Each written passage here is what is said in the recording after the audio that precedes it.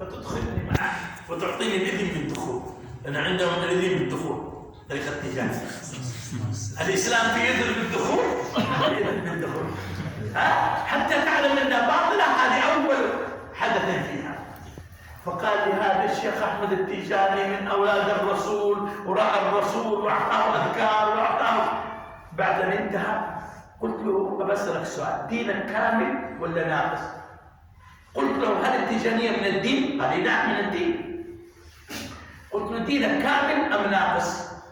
قال كامل. قلت له هل عندما مات النبي صلى الله عليه وسلم هل أكمل الدين وإلا كان ناقص؟ يأتي شيخ من المشايخ ويخترع طريقة لنا. هنا وقع في المطب، إما يقول ديني غير ناقص أو يقول ديني كامل والتيجانية ليست من الإسلام، لسنا بحاجة له. قال لي أصل التيجاني من أولاد الرسول والرسول.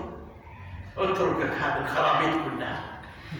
الصحابة وقع خلاف بينهم في حادثة السقيفة، لماذا لم يخرج النبي صلى الله عليه وسلم ويصلح بينهم؟ حصل قتال بين الصحابة وهم مجتهدون، لماذا لم يخرج ويمنع القتال؟ كيف يخرج لرجل في القرن الثاني عشر دجال ويعطيه أوراق وصلوات علمها الأمة ولا ما علمها الأمة؟ ما علمها الأمة. علمها الأمة الأذكار النبي صلى الله عليه وسلم. فقال ما عندي غير هذا. فقام رجل أحمق من المستمعين قصير القامة شديد أكحل وزنده هكذا، شكله يشتغل في تقطيع الأشجار، يمكن يأخذني ويضعني على كتفي من قوته. فقال ما الفرق بين الأذكار التي جاء بها الرسول صلى الله عليه وسلم والأذكار التي جاء بها التيجاني؟ قلت له أنا أذكار النبوة وحي، وأذكار التيجاني دجال من الدجاجة.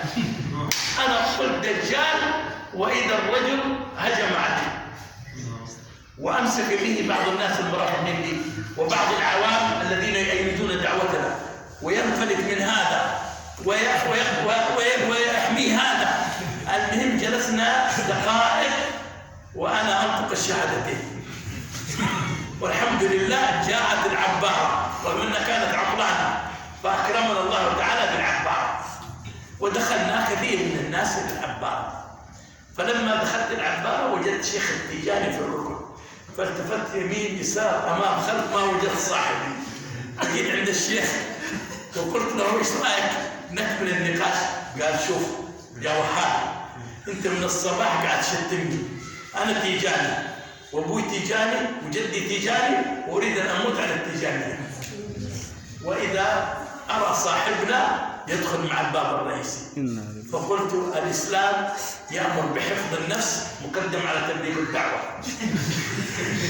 وصعدت للعباره فوق، العباره فيها جزء فوق، الذين يقودون العباره عندهم مثل الغرفه فوق. فصعدت فيها وجلس صاحبنا يبحث عني، ما خطر على بالي الا عند القفصان، وكان فيها درجين، درجه نزول ودرجه طلوع.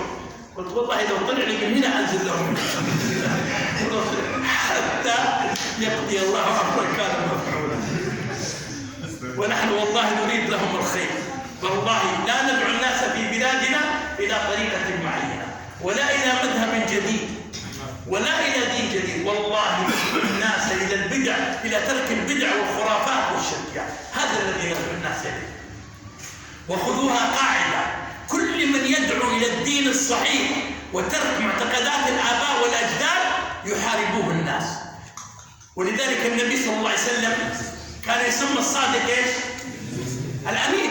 فلما حارب الشرك وحارب الخرافات وحارب معتقدات الاباء والاجداد قالوا كاذب وساحر وكاهن، انا وجدنا اباءنا عليه على جزاكم الله خير. ما شاء الله.